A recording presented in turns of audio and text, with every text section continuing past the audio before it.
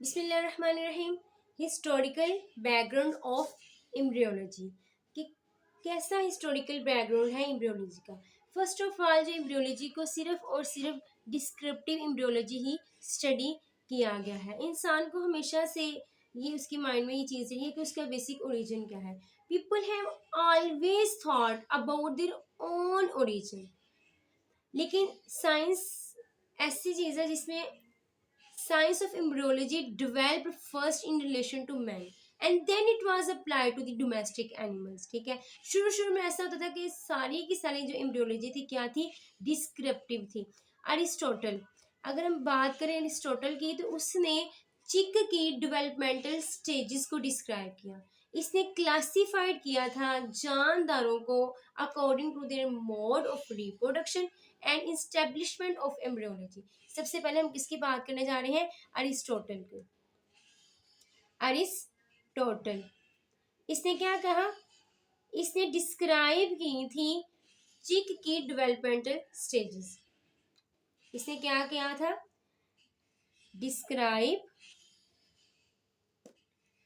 Describe developmental stages of चिक। लेकिन इसने ना सिर्फ ये बल्कि इसने क्लासिफाइड किया था एनिमल्स को किस बेस के ऊपर, उनकी रिप्रोडक्शन के ऊपर, as well as classified animals किस बेसिस पे इसने क्लासिफाइड किया था जानदारों को, on the basis of mode of reproduction. ठीक है, न सिर्फ ये बल्कि इसने इस्टेब्लिश्ड की थी एम्ब्रियोलॉजी को as an independent biological science. इसने क्या कहा था कि जो एम्ब्रियोलॉजी है इंडिपेंडेंट बायोलॉजिकल साइंस है। क्लियर है ये चीज। इसका इसका ये यकीन था there is a kind of soul no material propulsive principle, जिसने गाइड किया था डेवलपमेंट को। तो ये हमारे पास जो थ्योरी कहलाई थी एंटिलेची। ये कौन सी थ्योरी कहलाई थी, एंटिलेची। अरिस्टोटल ने कौन सी थ्योरी को एक्सप्लेन किया था, एंटिलेची को। क्लियर है ये चीज। अब नेक्स्ट हम इस बात में देखते हैं कि बहुत ज्यादा जो थे ना रिलीजियस प्रमोट करते थे, उनकी थॉट बिल्कुल प्रीवियस फिलोसफर्स की तरह थी। अब नेक्स्ट अरिस्टोटल के बाद बहुत ही लॉन्ग टाइम पे जो है ना साइलेंट पीरियड आया, कोई भी सिग्निफिकेंट डेवलपमेंट नहीं हो सकी अरिस्टोटल के बाद। ठीक है, उसकी सबसे वजह यही थी कि लोगों ने रिलीजन को फॉलो करना बहुत ज़्यादा शुरू कर दिया था। ये बहुत डिफ़िकल्ट था कि रिलीजन के जो बिल्कुल कॉन्ट्रैक्टिंग जो है ना कोई भी थॉट कोई भी ख्याल पेश किया जाए। ठीक है, अब नेक्स्ट साइंटिस्ट था स्वॉमरडम। कौन सा साइंटिस्ट था, मैं आपको नाम लिख देती हूँ, स्वॉमरडम। 1937 टू 80 इसने प्री फॉर्मेशन थ्योरी को एक्सप्लेन किया था। इसने कौन सी थ्योरी को एक्सप्लेन किया था, प्री फॉर्मेशन थ्योरी। ये कब हुई थी, 1937 और 80 के दरमियान, प्री फॉर्मेशन थ्योरी। अब जैसे ही माइक्रोस्कोप की इन्वेंशन हुई 17वीं सेंचुरी के अंदर, ठीक है, तो कौन सी थ्योरी आई थी, प्री फॉर्मेशन थ्योरी आई थी। अब ये बिलीव किया जाता था कि ये प्रीफॉर्म्ड जो इंडिविजुअल है ना वो सेक्स सेल के अंदर मौजूद होते हैं। इस थ्योरी का क्या दावा था, preformed individual is present in the sex cell। कुछ जो इसके फॉलोअर्स थे उनका ये आइडिया था कि जो प्रीफॉर्म्ड इंडिविजुअल है ना सिर्फ और सिर्फ ओवियम में प्रेजेंट होते हैं, और स्पर्म क्या करते हैं, सिर्फ और सिर्फ स्टिमुलस प्रोवाइड करता है कि ग्रोथ हो सके। तो ऐसे साइंटिस्ट को ओवियस्ट का नाम दे दिया गया था। किसका नाम दिया गया था, ओवियस्ट का। जिनका क्या दावा था कि सारी की सारी जो डेवलपमेंट है प्री फॉर्म्ड इंडिविजुअल कहाँ मौजूद होता है, ओवियम के अंदर। ओवियस का ये दावा था, preformed individual are present only in the ovum. तो स्पर्म का क्या काम था, इसने सिर्फ और सिर्फ क्या प्रोवाइड करना है, स्टिमुलस ही प्रोवाइड करना है, स्टिमुलस ही स्पर्म ने प्रोवाइड करना है। स्टिमुलस किस लिए प्रोवाइड करना है, ताकि ग्रोथ हो सके, ठीक है। तो इन तरह के साइंटिस्ट को किसका नाम दे दिया गया था, ओवियस्ट का नाम दे दिया गया था। अब नेक्स्ट स्पर्मिस्ट भी आए, यानी कि एनिमल क्यूलिस्ट भी कुछ साइंटिस्ट के लाए, जिन्होंने ये कहा कि प्री फार्म्ड जो है ना इंडिविजुअल, वो कहाँ पे मौजूद होते हैं, स्पर्म में, ठीक है। वो कौन से साइंटिस्ट के लाए, स्पर्मासिस्ट। कौन से साइंटिस्ट के लाए, स्पर्मासिस्ट, स्पर्मासिस्ट। ये दूसरे लफ्जों में हम लोग क्या कहते हैं इसको, एनिमल क्यूलिस्ट, एनिमल क्यूलिस्ट। इनका क्या दावा था, इनका ये कहना था कि प्रीफॉर्म्ड इंडिविजुअल कहाँ मौजूद होते हैं, स्पर्म के अंदर। Preformed miniature organisms present in the head of a sperm, sperm के हेड में मौजूद होते हैं। और ओवियम का क्या काम है जी, ओवियम का इस केस में ये काम होता है कि उसने सिर्फ और सिर्फ प्रोवाइड करनी है food, provide food for the future development. तो इस तरह के साइंटिस्ट कौन से कहलाए, स्पर्मासिस्ट। क्लियर है ये चीज। ये कौन सी थ्योरी थी, प्री फॉर्मेशन थ्योरी थी। अब नेक्स्ट जो आई थ्योरी, वो आई थी 1759 के अंदर, जिसको हम लोग थ्योरी ऑफ एपिजेनेसिस का नाम देते हैं। किसका नाम देते हैं, थ्योरी ऑफ एपिजेनेसिस। ये किस ड्यूरेशन में आई थी, 1759 के अंदर, theory of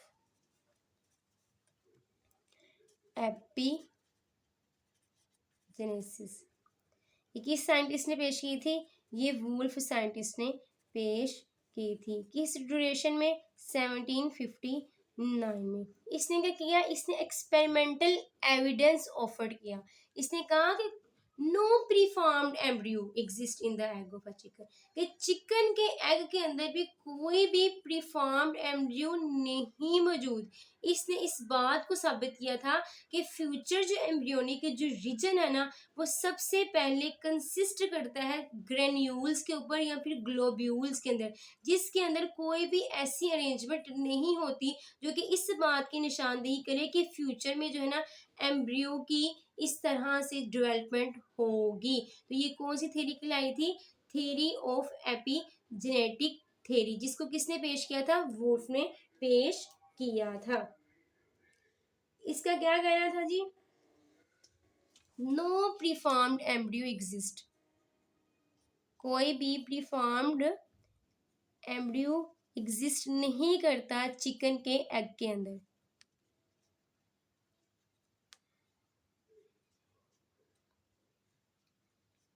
exist in egg.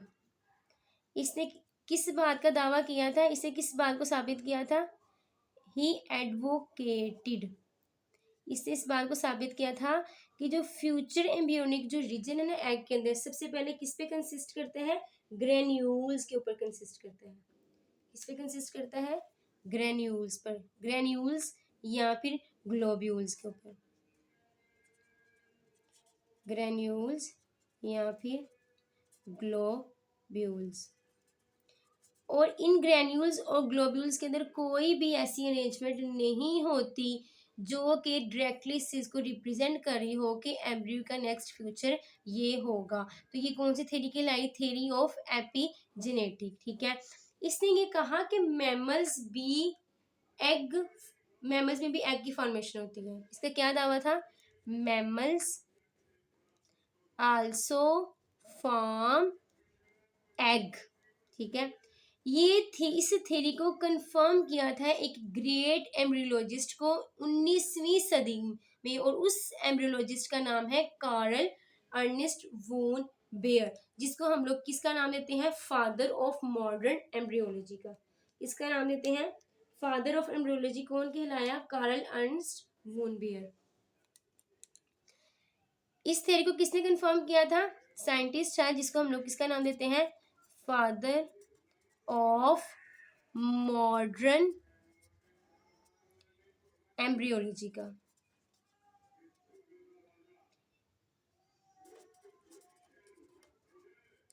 इसका क्या नाम है जी? उसका नाम है कार्ल अर्नेस्ट वून बियर। अब इसके बाद क्या हुआ जी? बियर लॉ आया, जिसके अंदर इस एक्सप्लेन किया गया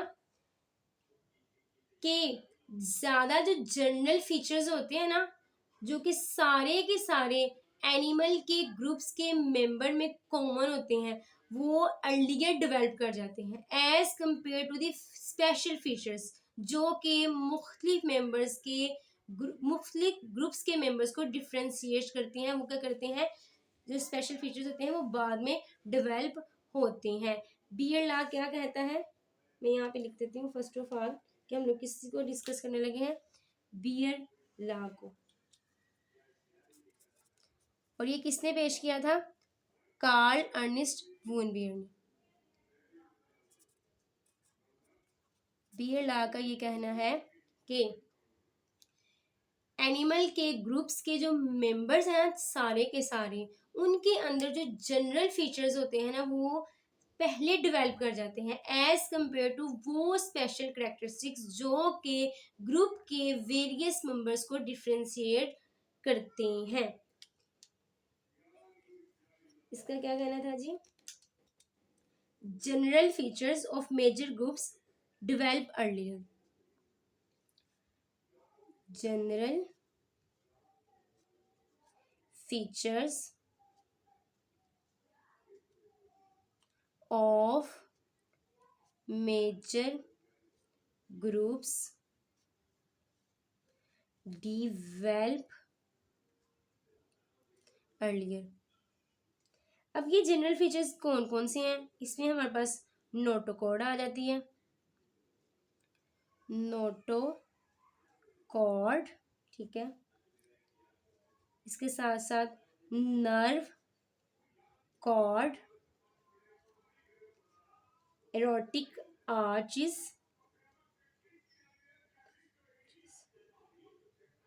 ये जो इलेक्ट्रिक आर्चिस होती हैं डेवलप करती हैं earlier as compare to hair या फिर लिम्स के। ठीक है, ठीक है। और इसके साथ साथ क्या है जी? मेमोरी ग्लैंड्स वगैरह भी जो है ना वो डेवलप बाद में करती हैं एज कंपेयर टू दी ये एरोटिक आर्चिस। ठीक है, ये किसकी बात की है हमने? किस लॉ की बात की है? हम लोगों ने बात की है बियर लॉ की। ठीक है, अब नेक्स्ट क्या हुआ? रीइंटरप्रेटेड किया गया इस लॉ को। किसने किया था? म्यूलर एंड हैकल ने 1864 के अंदर। ठीक है, और जिसने इसको नाम दिया था बायोजेनेटिक लॉ का। किसका नाम दिया था? बायोजेनेटिक लॉ का। Muller and Haeckel. किसमें, किस ड्यूरेशन में? 1864 में, 1864 की बात हो रही है। ठीक है, उसने इसको किसका नाम दिया था? बायोजेनेटिक लॉ का। बायोजेनेटिक लॉ का। अब इसने ये स्टेटमेंट प्रूव की थी कि जो एंशिएंट ओरिजिन है ना वो डेवलप करता है डेवलपमेंट के बिल्कुल अर्लियर स्टेजेस में। ठीक है, एज कंपेयर टू जो न्यूअर ओरिजिन है ना वो डेवलप करते हैं बाद में, यानी कि ओंटोजेनी रिपीट्स फाइलोजेनी। दूसरे लफ्ज में हम लोग क्या कह रहे हैं? ओंटोजेनी ontogeny repeats phylogeny। क्लियर है?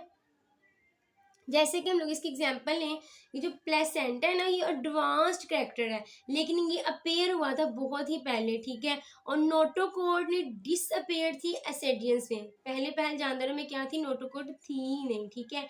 इसके नतीजे में बहुत ही एक्सटेंसिव इन्वेस्टिगेशन आई, ठीक है, जिसमें हम लोगों ने कहा कि डिस्क्रिप्टिव एम्ब्रियोलॉजी की ग्रोथ और कंपैरेटिव एम्ब्रियोलॉजी जो है ना, वो उसको स्टडी करना बहुत ज्यादा जरूरी है, ठीक है। इसने बायोजेनेटिक लॉ का क्या दावा था? इसने ये कहा था कि जो एनिशियंट ओरिजिन है डेवलप करती हैं ड्यूरिंग लाइफ हिस्ट्री, बहुत ही अर्ली स्टेजेस के ऊपर, ठीक है। और इसकी एग्जांपल मैंने आपको कौन सी दी है? प्लेसेंटा की, कि वो क्या है? एक एडवांस करैक्टर है, लेकिन पहले ये क्या था? मौजूद था। उसके बाद हम लोग एक मजीद डिस्कस करते हैं कि 19th सेंचुरी, ठीक है, बिल्कुल 19th सेंचुरी के आखिर में और 20th सेंचुरी के बिल्कुल स्टार्ट में मुख्तलिफ तरह के एम्ब्रियोलॉजिस्ट, ठीक है, जिसमें वेस्टमन 1883 में से बात की, ठीक है। रॉक्स था 1888 में, बल्कि मैं आपको यहाँ पे लिख भी देती हूँ कि डिफरेंट साइंटिस्ट ने किस ड्यूरेशन में क्या काम किया।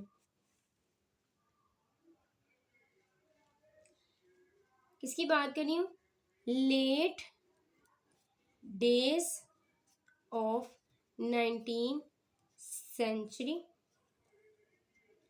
और early days of 20th century. मुख्तलिफ तरह के साइंटिस्ट आए, जिसमें हम लोग किसकी बात करते हैं? वेसिमन की 1883 में, ठीक है। रॉक्स 1888 में, ठीक है। ड्रिश 1891 में, ठीक है। एंड्रिस 1895 में। इसके साथ साथ स्पेनिंग 1903, मॉर्गन 1908। इस सारे के सारे तकरीबन इन्होंने कौन सी की थी? इन्होंने एक्सपेरिमेंटल और एनालिटिकल इन्वेस्टिगेशन की थी। किसके ऊपर? डेवलपमेंटल एग के ऊपर, ठीक है। इन्होंने किस पे की थी इन्वेस्टिगेशन? एक्सपेरिमेंटल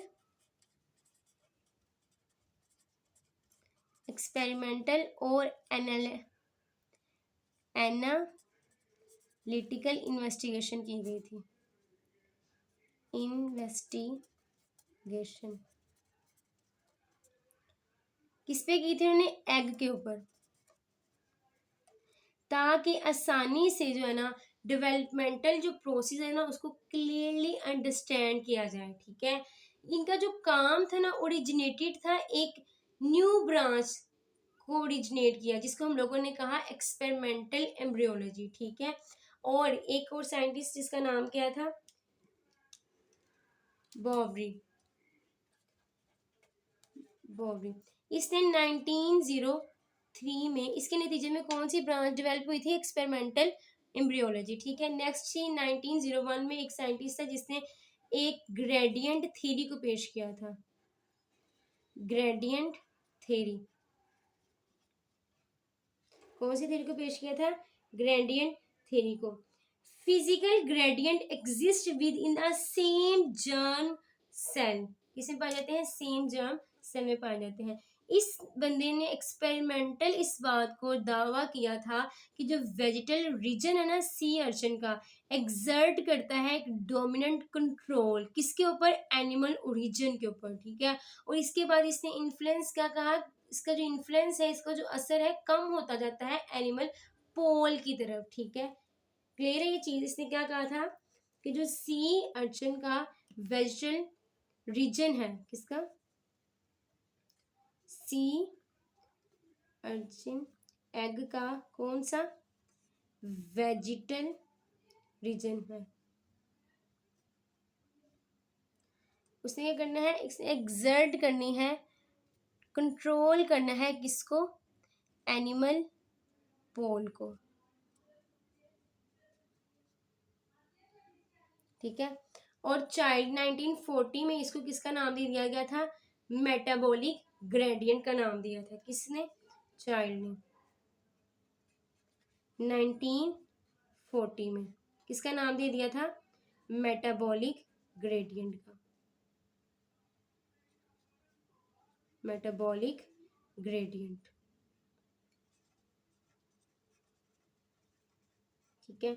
उसके बाद हॉर्स्टेडियस और जोसेफ्स ने 1969 में एक्सप्लेन किया था बायोकेमिकल डिफरेंसेस को, ज़बरदस्त तरह से जो है ना उसकी वजाहत की थी वेजिटल पोल के ऊपर और एनिमल पोल के ऊपर। उसके बाद मोज़ेक थ्योरी पेश की थी रॉक्स ने, क्या किया था, किसने पेश की थी, मोज़ेक थ्योरी रॉक्स ने।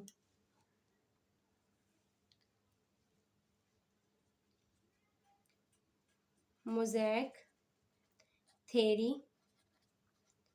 Of rocks. अब इसका ये कहना था, इसने ये स्टेटमेंट पास दी थी कि ऑन्टोजेनेटिक जो डेवलपमेंट है वो कंसिस्ट करती हैं सेल की डिफ्रेंसिएशन के ऊपर, किस पे डिपेंड करती हैं, सेल की डिफ्रेंसिएशन के ऊपर, ठीक है। और साथ साथ इसने होमोजेनेसिस एग विद क्रूड और सिंपल प्री लोकलाइजेशन को भी एक्सप्लेन किया था, किसने किया था, मोज़ेक थ्योरी ने पेश किया था, किस ड्यूरेशन में, 1818 में, ठीक है। अब इसने एक्सपेरिमेंट किया था फ्रॉग फर्टिलाइज्ड एग को 2 सेल स्टेज के ऊपर लिया, एक जो सेल था उसको बाइल्ड किया था हॉट नीडल के साथ, ठीक है, और दूसरे सेल को बाइल्ड किया था किसके साथ, वैसे उसको डेवलप होने दिया था। तो इसमें इसने देखा कि जो फैट है डेवलपिंग सेल की वो फिक्स्ड है, इसका क्या दावा था कि जो फैट है डेवलपिंग एग की वो क्या है, फिक्स्ड है, fat of developing cells are fix है। इसने क्या किया था, फ्रॉग को लिया था, फ्रॉग के फर्टिलाइज्ड एग को लिया था 2 सेल स्टेज के ऊपर, ठीक है। जबकि इसके बाद 1891 में एक ड्रिश साइंटिस्ट था, क्या नाम था साइंटिस्ट का, ड्रिश, इस ड्यूरेशन की बात कर रही हूँ, 1891 में साइंटिस्ट का क्या नाम था, ड्रिश। इसने कौन सी थ्योरी पेश की थी, regulatory theory.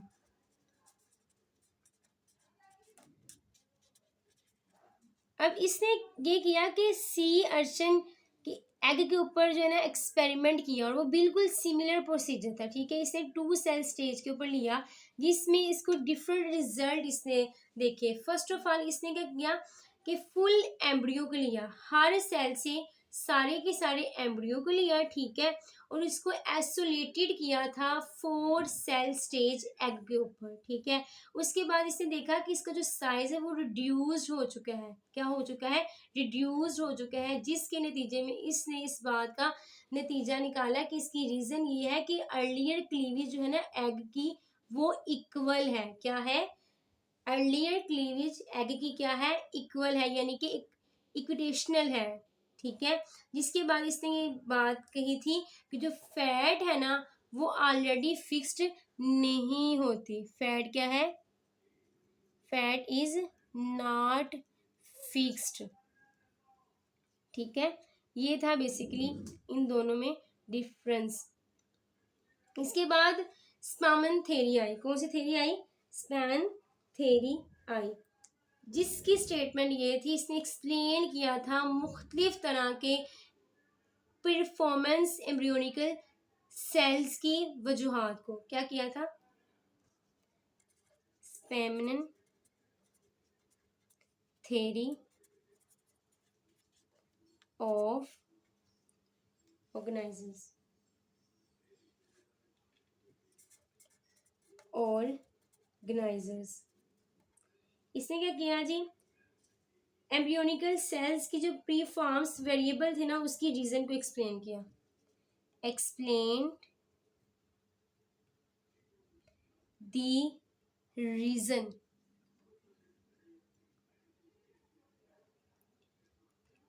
of variable performance of embryonic cells। ठीक है, जैसे कि अगर हम लोग इसके एग्जाम्पल लें, जो नीविट यानी कि जो एम्फीबियन का जो एम्ब्रियो है, मैं यहाँ पे लिखी रहती हूँ, एग्जाम्पल हम लोग ले रहे हैं, किसकी एग्जाम्पल हम लोग लेंगे, नीविट की, जो कि बेसिकली क्या है, एम्फीबियन है। क्या है, एम्फीबियन है। इसने क्या किया, एक्सप्लेन किया इसके एम्ब्रियो को। कैसे एक्सप्लेन किया, जब इसको क्लीव्ड किया गया था इक्वेटोरियली, क्लीव्ड इक्वेटोरियली, और इसके साथ इसने क्या किया, अलग की थी इसकी डोर्सल हाफ को और रिलीव्ड किया था हाफ एम्ब्री को। ठीक है, इसने क्या किया, एक्सप्लेन्ड विद नीविट एम्फीबियन एम्ब्रियो। ठीक है, इसमें क्या हुआ, इसको क्लीव्ड किया गया था इक्वेटोरियली और सेपरेट किया गया था इसका डोर्सल हाफ, किससे, रिलीव्ड हाफ एम्ब्रियो से। जब इसको क्लीव्ड किया गया ना वर्टिकली और इसको सेपरेट किया गया दोनों डेवलपमेंट, तो इसमें देखिएगा कि कंप्लीट एम्ब्रियो की जो डेवलपमेंट है वो हो चुकी है।